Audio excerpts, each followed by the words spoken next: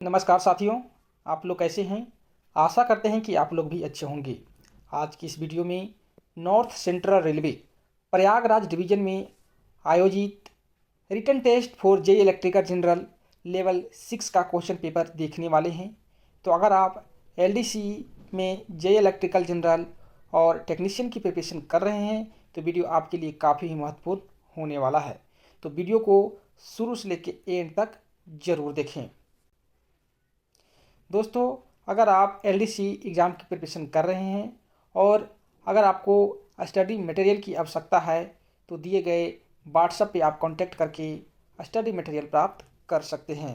दोस्तों, एग्ज़ाम के लिए 2 घंटे का समय दिया जाता है।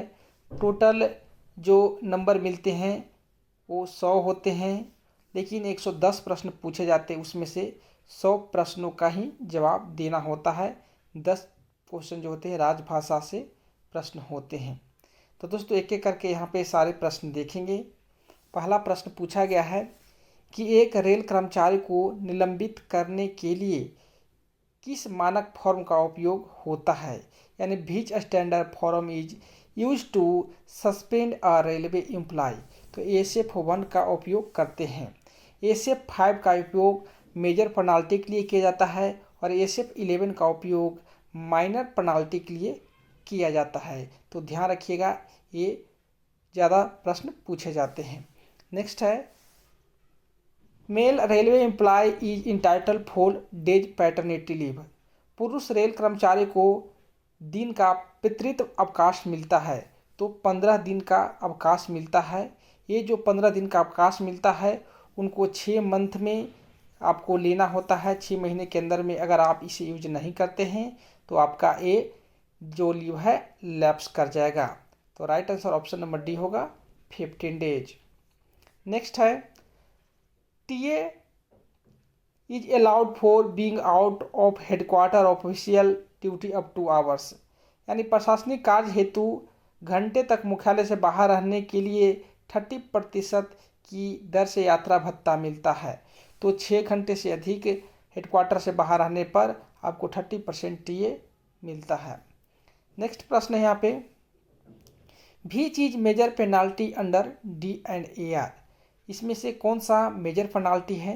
तो मेजर पेनाल्टी में यहाँ पे है रिमूवल फ्रॉम सर्विस, सेवा से हटाना एक मेजर पेनाल्टी है, जिसके लिए एसएफ 5 दिया जाता है मेजर पेनाल्टी के लिए। नेक्स्ट है, how many CL are admissible to a railway employ in year. CL total जो मिलते हैं रेलवे में वो 10 मिलते हैं।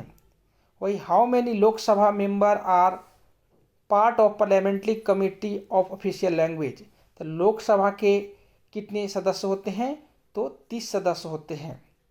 नेक्स्ट प्रश्न है, which state does not feel in the region B according to the official language. तो ये जो राज्य है आपका उत्तराखंड है, जो ग्रुप बी में नहीं आता है, ग्रुप ए में आता है।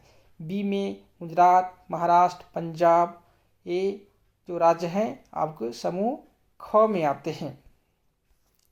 नेक्स्ट प्रश्न है, संविधान के किस भाग में राजभाषा का संदर्भ मिलता है।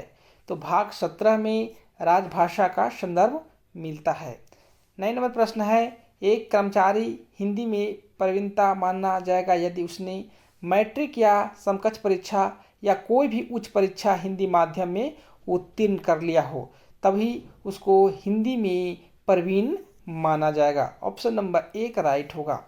नेक्स्ट प्रश्न है, व्हेन हिंदी दिवस is celebrate every year. Hindi दिवस प्रत्येक वर्ष कब मनाया जाता है, तो 14 सितंबर को मनाया जाता है। वही अगर वर्ल्ड हिंदी डे की अगर बात करें, यानी विश्व हिंदी दिवस कब मनाया जाता है, तो ये जो मनाया जाता है आपका 10 जनवरी को मनाया जाता है। तो ये ध्यान रखिएगा। यहाँ पे बहुत से अभ्यर्थी कंफ्यूज हो जाते हैं जब प्रश्न पूछे जाता है। यहाँ पे विश्व हिंदी दिवस पूछता है और यहाँ पे 14 सितंबर लगा करके वो गलत कर देते हैं, तो ध्यान रखिएगा। नेक्स्ट है, equivalent resistance of 10 ohm and 15 resistance connected in parallel is. तो यहाँ पे अगर 10 ओम 15 ओम को अगर पैरेलल में कनेक्ट करेंगे तो इक्विवेलेंट रेजिस्टेंस कितना होगा, तो आप यहाँ पे सिंपली निकाल सकते हैं। 1/R बराबर होता है यहाँ पे 1/R1 + R2, तो यहाँ पे मान दिया हुआ है 1/10 प्लस 1/15 यहाँ पे लिख सकते हैं। यहाँ पे अगर वैल्यू पुट करेंगे तो यहाँ आपकी कितने हो जाएगा, आपका LCM 30 हो जाएगा। यहाँ पे 3 + 2 यानी करें तो 5 यहाँ पे 30 आ जाएगा, यानी 1/R का मान 1/6 हो गया, यानी R का वैल्यू आपका 6 ओम होगा। ऑप्शन नंबर सी राइट होगा। नेक्स्ट प्रश्न है यहाँ पे कि which fire extinguisher to be used for class C, class fire. तो इसका राइट आंसर होगा option number C, dry powder and carbon dioxide use होता है। नेक्स्ट है 30 नंबर प्रश्न, which is relevant for earthing. Earthing के लिए कौन सा IS प्रासंगिक है। तो IS 3043 जो है आपका अर्थिंग के लिए है। और मोस्ट VVI प्रश्न है, कितना बार प्रश्न में पूछा गया है ये नहीं कह सकते हैं, मैक्सिमम एग्जामों में ये प्रश्न देखने को मिलता है। नेक्स्ट है who is the electrical inspector to north central railway. तो इलेक्ट्रिकल इंस्पेक्टर होता है PCE होता है, प्रिंसिपल चीफ इलेक्ट्रिकल इंजीनियर यहाँ का इंस्पेक्टर होता है। नेक्स्ट है transformer works on the principle. Transformer किस सिद्धांत पर कार्य करता है। तो म्यूचुअल इंडक्शन इफेक्ट पे कार्य करता है। ऑप्शन नंबर 1 राइट होगा।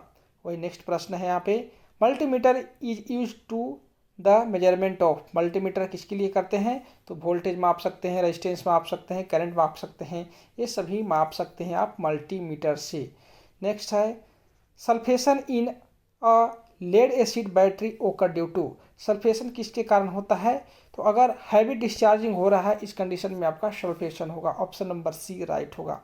नेक्स्ट है voltage of IV coupler in EOG is volt. तो IV कपलर का वोल्टेज कितना होता है। तो इसका होता है 750 वोल्ट होता है। ऑप्शन नंबर सी राइट होगा। What is unit of electrical power. Electrical power, power का कितना होता है, पावर क्या होता है, किलोवाट। नेक्स्ट है which belt is use for 4.5 kilowatt alternator. तो 4.5 किलोवाट हो या 25 किलोवाट हो या 18.5 किलोवाट हो या 22.5 किलोवाट हो, सभी अल्टरनेटरों में यहाँ जो यूज किया जा रहा है वेल्ट वो है आपका C122। नेक्स्ट है ये step up transformer the voltage. तो स्टेप अप है तो आपका वोल्टेज को इंक्रीज करेगा, स्टेप डाउन रहेगा तो वोल्टेज को डिक्रीज करेगा। तो यहाँ पे आपका स्टेप अप पूछ रहा है। नेक्स्ट है how much kilowatt is there in 220 megawatt. 220 megawatt में कितने किलोवाट होंगे। तो मेगा में कितना होता है 10⁻⁶। यहाँ पे ऑप्शन नंबर बी है 220 × 10⁻⁶। नेक्स्ट प्रश्न है रेक्टिफायर। रेक्टिफायर क्या करता है। रेक्टिफायर जो होता है आपको AC को DC में बदल देता है। ऑप्शन नंबर बी राइट होगा। वही इन्वर्टर पूछता तो इन्वर्टर जो होता है आपका DC को AC में बदलता है, लेकिन यहाँ पे रेक्टिफायर पूछ रहा है। ऑप्शन नंबर बी राइट होगा। उसके बाद है नेक्स्ट प्रश्न, for measuring the voltage of voltmeter is connected. Voltmeter को हमेशा कहाँ जोड़ते हैं। तो पैरेलल में जोड़ते हैं। ऑप्शन नंबर बी राइट होगा। सीरीज में किसे जोड़ते हैं। तो A मीटर को जोड़ते हैं। नेक्स्ट है the capacity of alternator use in sleep coach is kilowatt. तो स्लीपर कोच में कितने किलोवाट का अल्टरनेटर यूज करते हैं। तो 4.5 किलोवाट का यूज करते हैं। उसके बाद नेक्स्ट प्रश्न है demand for non stock item falls under which of the followings. Demand किस में आपको पुट करते हैं। तो PU 28 में पुट किया जाता है। मोस्ट VVI क्वेश्चन, और यहाँ पे जो यहाँ पे प्रश्न पूछे जाते हैं इससे ज़्यादातर ये प्रश्न देखने को मिलता है। नेक्स्ट पूछा गया है यहाँ पे ऊर्जा की इकाई क्या होती है। तो ऊर्जा क्या होता है kilowatt hour. Option number C right होगा। तांबा धातु निम्नलिखित में से क्या है। तो तांबा धातु क्या है, एक कंडक्टर है। ऑप्शन नंबर सी राइट होगा। DC आपूर्ति के लिए भारत आवृत्ति खर्च कितना है। तो देखो दोस्तों यहाँ पे आप लोग कंफ्यूज हो जाते हैं, बहुत से कैंडिडेट भी यहाँ पे कंफ्यूज हो जाते हैं। यहाँ पे आवृत्ति जैसे पूछता है तो 50 हर्ट्ज लगा करके चले जाते हैं, लेकिन यहाँ पे DC पूछ रहा है। DC का यहाँ पे जो भारत में है 0 हर्ट्ज है, और AC आपूर्ति का कितने हैं तो 50 हर्ट्ज है। तो ये ध्यान रखिएगा, AC अगर पूछे तो 50 हर्ट्ज और DC कहे तो 0। यहाँ पे एक प्रश्न पूछा गया है कि एक स्टेप अप ट्रांसफार्मर में टर्न रेशियो 5 है तथा उसकी सेकेंडरी में 300 वोल्ट दिखा रहा है, तो प्राइमरी में कितनी वोल्टेज दी गई है। तो दोस्तों यहाँ पे टर्न रेशियो दिया गया है, यहाँ पे आप निकाल सकते हैं सिंपल फार्मूला से, टर्न रेशियो यानी के अनुपात का यहाँ मान होता है जो होता है V2 यानी सेकेंडरी वोल्टेज बट्टे आपका प्राइमरी वोल्टेज। यहाँ पे टर्न रेशियो दिया हुआ है, टर्न रेशियो का मान दिया है 5 दिया है, V2 का मान दिया है आपका 300 दिया हुआ है, और यहाँ पे V1 का आप मान ज्ञात कर सकते हैं। यहाँ से डिवाइड करेंगे तो आपको कितना आ जाएगा 60, यानी यहाँ पे जो V1 का मान आएगा आपका 60 वोल्ट आएगा। ऑप्शन नंबर सी राइट होगा। वही नेक्स्ट प्रश्न है यहाँ पे, illumination level is measured by, illumination level किसे मापा जाता है, तो ये लक्स मीटर से मापा जाता है। नेक्स्ट प्रश्न है यहाँ पे कि battery convert energy to electrical energy, तो केमिकल एनर्जी को इलेक्ट्रिकल एनर्जी में कन्वर्ट करता है। ऑप्शन नंबर बी राइट होगा। नेक्स्ट प्रश्न है यहाँ पे कि which of the following gas use in air conditioning, air conditioning में कौन सा गैस यूज होता है, तो फ्रेऑन गैस होता है। ऑप्शन नंबर डी राइट होगा।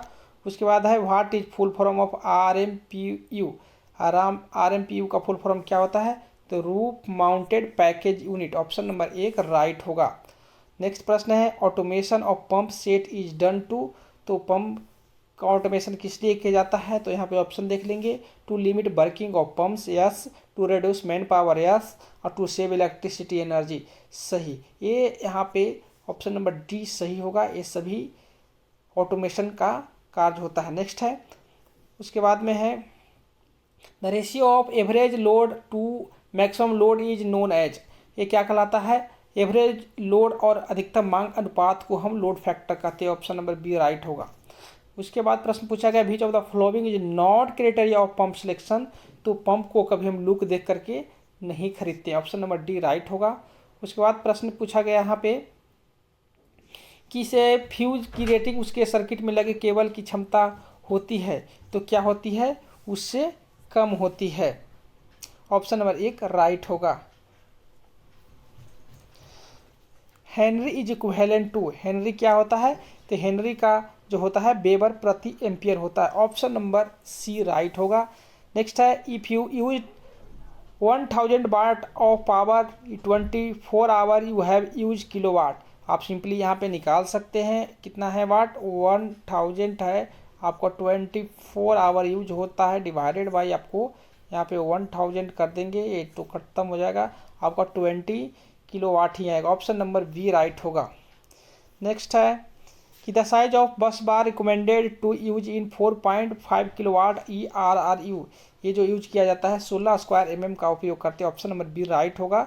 नेक्स्ट है instrument use for measuring the speed of rotating machine, tachometer का उपयोग करते हैं। ऑप्शन नंबर बी राइट होगा।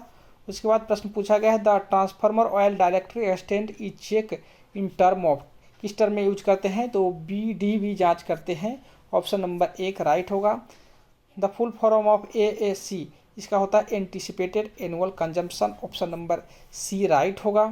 उसके बाद प्रश्न पूछा गया है the rating of HRC fuse for battery set in 110 volt BGTL coach, ये कितने क्या यूज करते हैं, तो इसमें जो आपका यूज किया जाता है HRC वो होता है 35 एम्पियर का उपयोग किया जाता है। ऑप्शन नंबर सी राइट होगा। नेक्स्ट है the air conditioning capacity of AC 2 tyre coach is, तो AC 2 टायर में या 3 टायर में आपका 14 टन का लगता है, AC टायर 1 में आपका जो है 7 टन का लगता है। तो ध्यान रखिएगा AC 2 टायर और 3 टायर में 14 टन और AC फर्स्ट में आपका 7 टन का उपयोग करते हैं। नेक्स्ट है निम्नलिखित में कौन सा गैर परंपरागत ऊर्जा स्रोत नहीं है, इसमें है कोयला जो गैर परंपरागत स्रोत नहीं है, ये परंपरागत में आता है। नेक्स्ट प्रश्न है कि TL कोच में EFT का तात्पर्य क्या है, तो EFT का फुल फॉर्म होता है emergency feed terminal. Option number B right होगा। नेक्स्ट एक क्वेश्चन पूछ दिया है कि V बराबर IR क्या होता है, ये ओम्स लॉ का फॉर्मूला है। नेक्स्ट है कि what device is use to protect against earth leakage, earth leakage के लिए क्या लगाते हैं, तो ELCV का प्रयोग करते हैं। उसके बाद प्रश्न पूछा in house wiring the black wire indicate, black wire क्या होता है, न्यूट्रल होता है। नेक्स्ट है indent wedding is not required up to value of, कितने तक, तो 1.5 लाख तक नहीं होता है। ऑप्शन नंबर सी राइट होगा। The flow of current takes place due to flow of, किसके कारण होता है, तो इलेक्ट्रॉन्स के कारण होता है। ऑप्शन नंबर एक राइट होगा। नेक्स्ट है the computer CPU stand CPU का फुल फॉर्म क्या होता है? सेंट्रल प्रोसेसिंग यूनिट होता है। ऑप्शन नंबर सी राइट होगा। नेक्स्ट है कि द जनरेटर कन्वर्ट, जनरेटर जो होता है आपका मैकेनिकल एनर्जी को इलेक्ट्रिकल एनर्जी में कन्वर्ट करता है। ऑप्शन नंबर सी राइट होगा। उसके बाद प्रश्न पूछा गया है what is capacity of alternator in kilowatt of ICF make non AC sleeper type coach. इसमें कितने किलोवाट का उपयोग करते हैं? तो 4.5 किलोवाट का उपयोग करते हैं। ऑप्शन नंबर सी होगा 4.5 किलोवाट। उसके बाद प्रश्न पूछा गया है आपका 57 number which type of coach has been used in Prayagraj express. तो प्रयागराज एक्सप्रेस में LHB के कोच का उपयोग किया जा रहा है।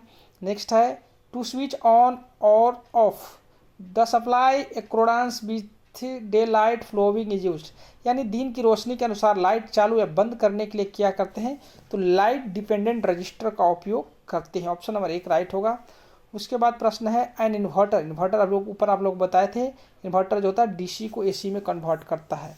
नेक्स्ट है यहाँ पे एक ट्रांसफार्मर से नॉर्मिकल प्रश्न पूछा है।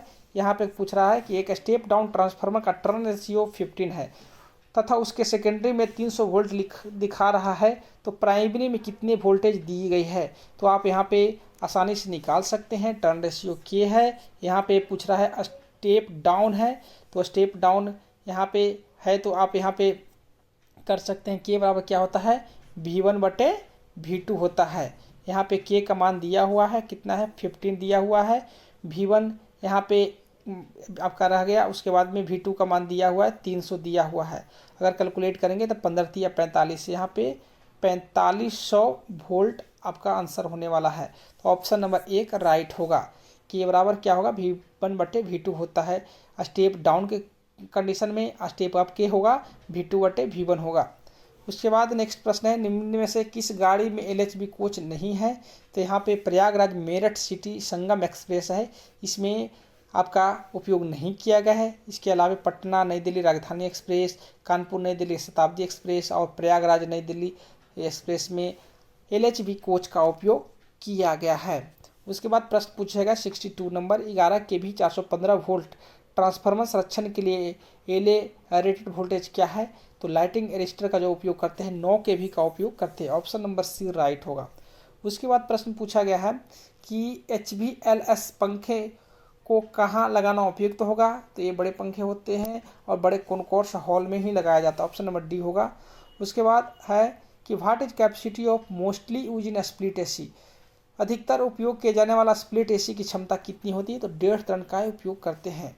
उसके बाद है कि what is the capacity of inverter fitted for RMPU in RMPU AC coach, इसमें कितने का प्रयोग करते हैं? तो 25 kV ये का इन्वर्टर का उपयोग करते हैं।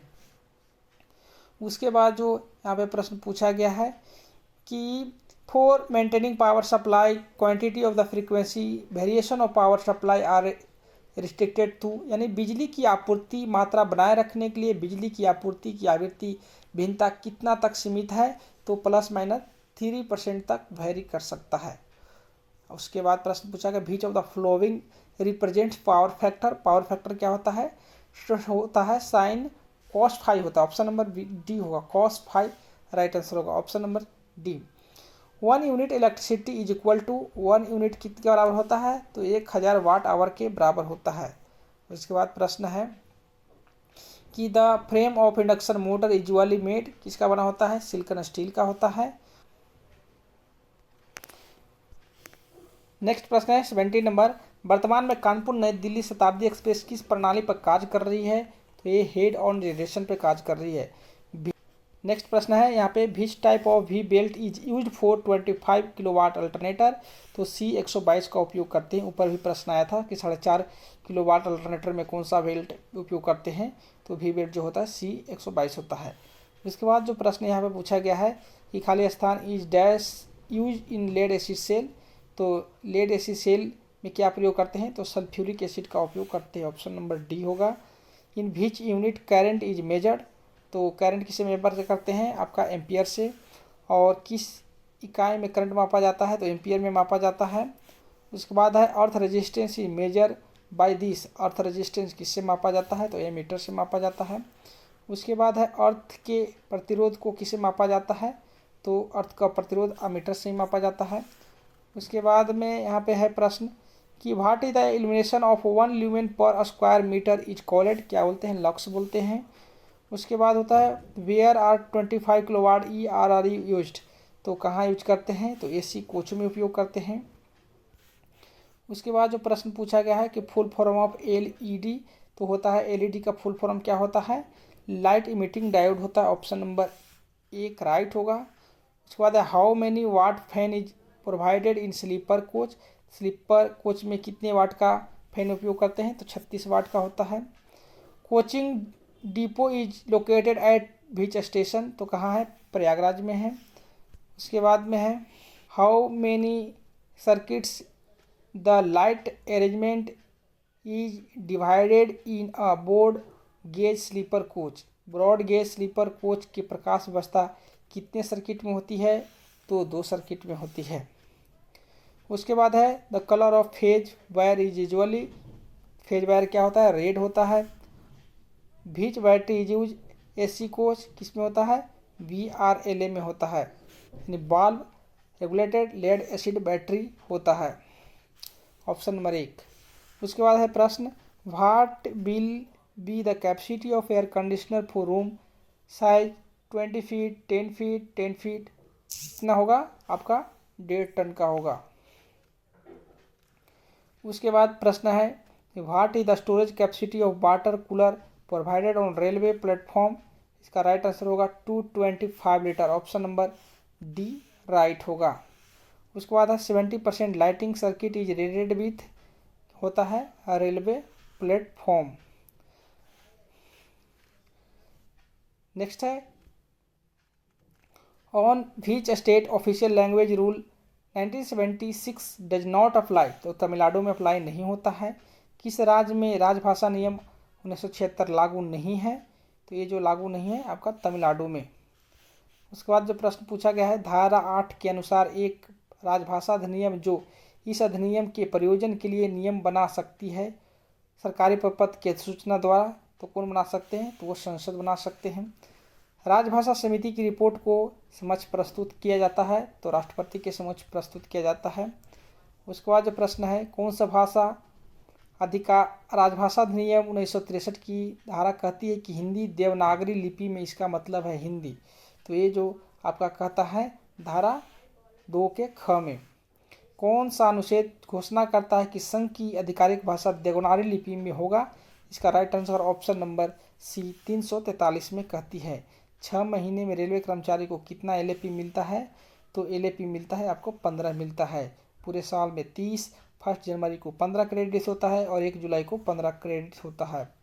उसके बाद है सेंसर इज या पेनल्टी, तो सेंसर क्या होता है, एक माइनर पेनल्टी होता है। Option number B। उसके बाद है percentage house rent allowance is admissible for railway employ post at Prayagraj station, तो वर्तमान समय भी यही वहाँ पे 24% मिल रहा है। नेक्स्ट है उसके बाद में है up to what age unmarried daughter can be added in privilege pass for railway servant, तो कितने तक, तो नो एज लिमिट। उसके बाद है what is the specific gravity of full charge lead acid battery, इसका कितना होता है आपका 1220 होता है। Option number D।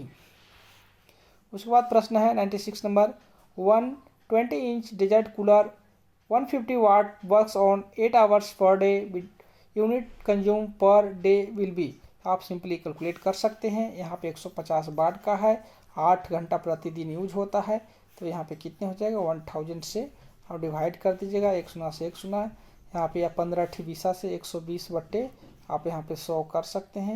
यहाँ पे 1 शून्य से 1 शून्य चला गया, यहाँ पे दशमलव बैठ जाएगा, यानी 1.2। Option number 1 1.2 unit. उसके बाद है प्रश्न की earth resistance is measure in which unit, तो अर्थ रेजिस्टेंस किसे मापते हैं, तो अर्थ रेजिस्टेंस का होता है आपका ओम में। उसके बाद है what is the name of humble railway cabinet minister of India, Shri Ashwini Vaishnaw हैं। उसके बाद है भारत के माननीय रेल कैबिनेट मंत्री का नाम क्या है, तो अभी बताया आपको अश्वनी वैष्णव है।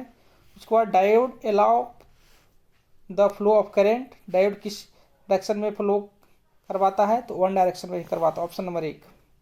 उसके बाद है what is the solar panel, solar panel क्या है, तो एक नॉन कन्वेंशनल एनर्जी सोर्स है। ऑप्शन नंबर बी राइट होगा।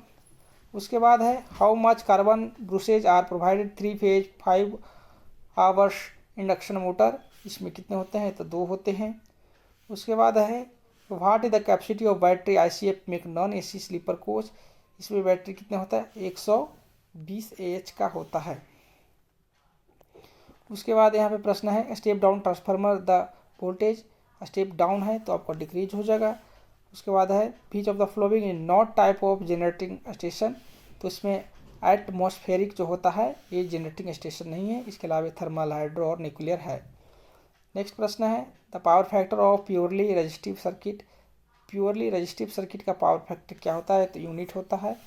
उसके बाद है resistance of an open circuit equal to, तो ओपन सर्किट का क्या हो जाता है तो इन्फिनिटी हो जाएगा। उसके बाद प्रश्न 107 नंबर है कि power is equal to what is single phase circuit, single phase circuit क्या होता होगा VI cos phi होता है। ऑप्शन नंबर 1 राइट होगा।